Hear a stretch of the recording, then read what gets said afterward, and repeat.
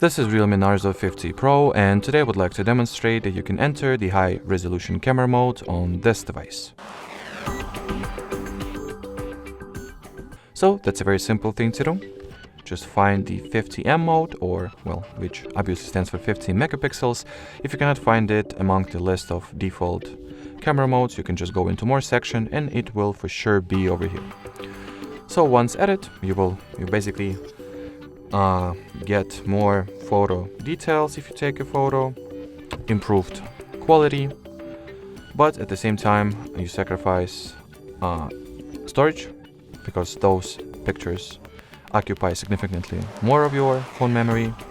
So if you are ready to trade some additional storage for higher photo quality, just go for it.